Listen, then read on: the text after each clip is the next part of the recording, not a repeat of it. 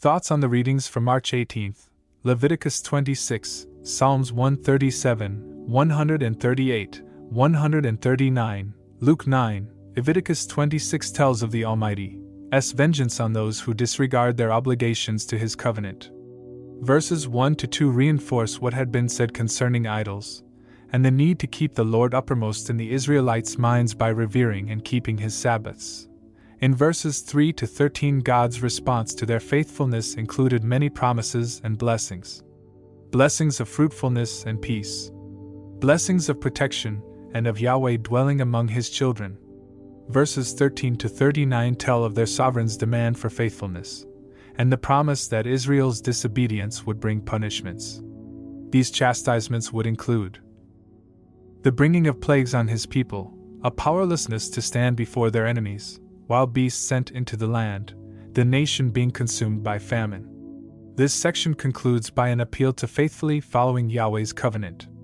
For whether or not Israel obeyed the covenant, the land would continue with, or without, the nation. In peril, if they considered their ways and prayed contritely to their Maker, He would, because of His own faithfulness to the covenant made to their forefather, Abraham, restore them to the promised land. Psalm 137 was a song about the lack of motivation to sing the songs of Zion, whilst Yahweh's people were exiles in Babylon. The other peoples, who dwelt by the river Chebar, demanded that the Jewish exiles sing to them from the songs of Zion. The Jewish exiles refused, since they were sad and yearned for their homeland. The psalm concludes by providing assurance to the exiles that the Lord would bring vengeance upon Israel's foes. Psalm 138 is a psalm of thanksgiving from the pen of David. The writer tells how he would extol his God before the rulers of Israel. He spoke of his bowing in reverence before the Lord in the house of worship. David reminds the hearers of the loving kindness and faithfulness of his sovereign, which were evident in God's deliverance of David in response to his plea. The psalmist anticipates Messiah's reign when all the kings of the earth will acknowledge and worship Zion's King.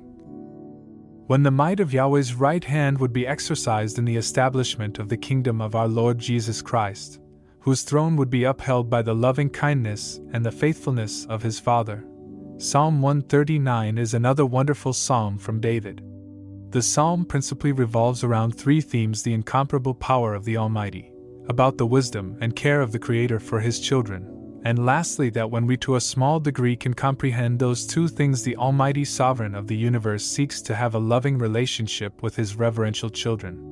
Verses 1 to 6 speak of our Maker's innate capacity for instantaneous universal understanding. This is called Yahweh's omniscience. Verses 7 to 12 describe the Lord's ability to be everywhere present, by His Spirit power, at the same time. This characteristic is referred to as God's omnipresence. Verses 13 to 18 describe our sovereign's might, as evidenced in the production of the embryo and its growth into a living, breathing, sentient person. In particular, the words in this section of the psalm apply to our Lord Jesus Christ, Messiah. In verses 17 to 18, David says that the contemplation of these matters overwhelms him. Finally, in verses 19 to 24, David makes a plea to his Almighty Maker to deal with his arrogant and evil foes, and for his God to search his thoughts, and know that His love for the Lord is vast and His endeavors to walk in righteousness are completely sincere. And because of this, David prays for his sovereign to lead him in the way everlasting. May these thoughts and that prayer and determination be ours also.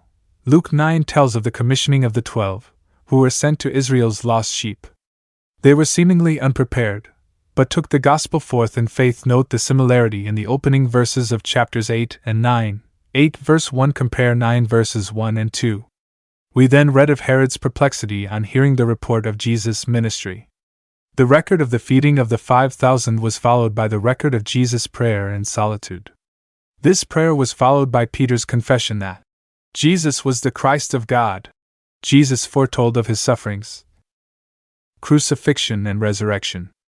The disciple is exhorted that it is imperative to take up one's cross and follow Christ. The remaining segments of the chapter center on Elijah. The Transfiguration is recorded in verses 28 to 36, where Moses, representing the law, and Elijah the prophets are seen with our Lord in glory.